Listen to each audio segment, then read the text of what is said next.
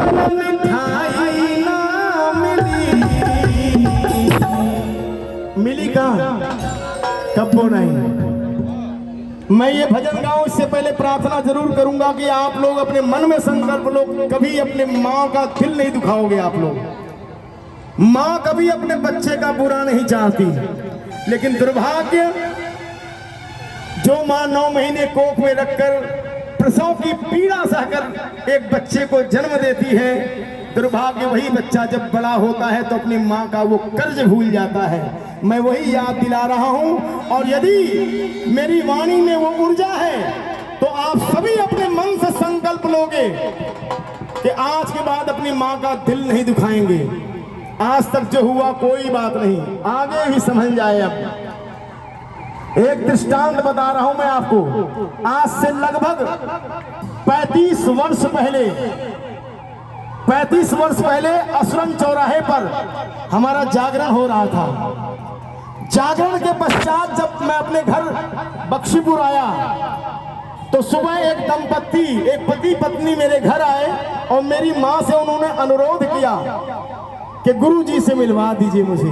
रो रहे थे दोनों, तो मेरी माँ घबरा गई, बोली आप क्यों रो रहे हैं। उन्होंने कहा बस गुरुजी से मिलवा दीजिए, मेरे जीवन में चमत्कार हो गया है। माँ गई मेरे कक्ष में, और मेरी माँ की आदत थी, वो मेरी माँ थी, मेरी भगवान, वो सर्वदा कभी मुझे हिलाकर नहीं जगाया। उन्होंने सर्वदा मेरे पांव दबाती थी जगाने के लिए। मैं नाराज हो जाता था कि माँ मुझे नर्क में भेजेगी क्या आप, लेकिन माँ कहती थी नहीं बेटा, मैं तुझसे बहुत प्यार करती हूँ और तेरी निद्रा ऐसे भंग नहीं करना चाहती, इसीलिए पांव दबाकर जगाती हूँ। वो पांव दबाकर जगाती थी मुझे जगाया उन्होंने और कहा कि कोई इंतजार कर रहा, बेटा मिल लो उनसे, वो रो रहे हैं। मैं बैठक में गया और जैसे ही मैं सामने पड़ा उनके, वो दोनों दंपत्ति मेरे पांव पकड़कर रोने लगे बहुत जोर जोर से। मैंने उन्हें उठाया, मैंने कहा पहले आप बात तो बताओ क्यों रो रहे हो आप लोग। उन्होंने कहा गुरुदेव मेरे जीवन में चमत्कार हो गया, मेरा एक ही बेटा है और एक बेटी है, लेकिन एक बेटा जो है वो बहुत ही निर्लज्ज और बहुत ही बदतमीज है। मैंने कहा क्यों? कहा मेरा बेटा मेरे पैसे चुरा लेता था, वो कभी अपनी माँ के पर्स से पैसा चुरा, उसकी माँ टीचर थी, पैसा चुरा लेता था और यदि कभी पूछने देते हम लोग तो चप्पल से या जूते से मार देता था हम लोगों को। ऐसा दुष्ट बेटा था।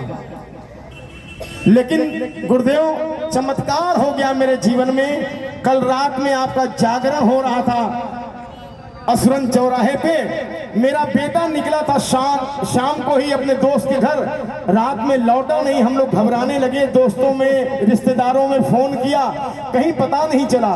फिर सोचा अरे वाह नन्नी, फिर सोचा कि चलो चलेंगे, सुबह चल के पुलिस में रिपोर्ट लिखवाएंगे।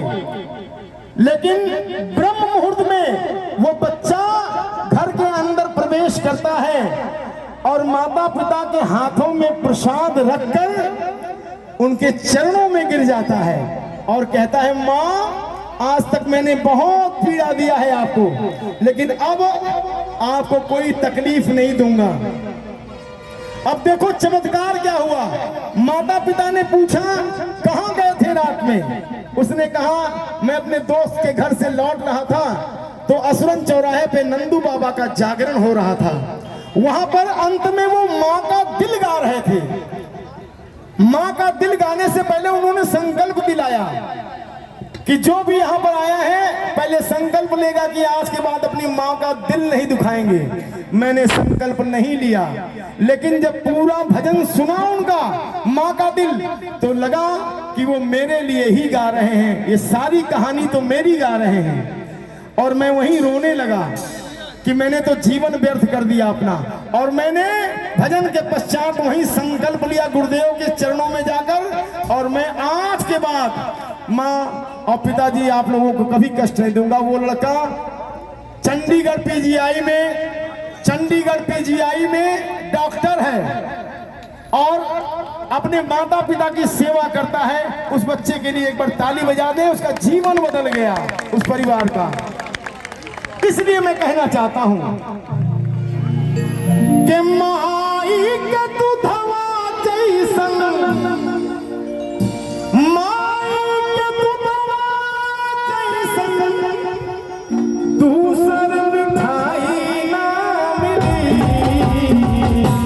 और सब कुछ मिल जाई पर दुनिया में माई ना मिली। सब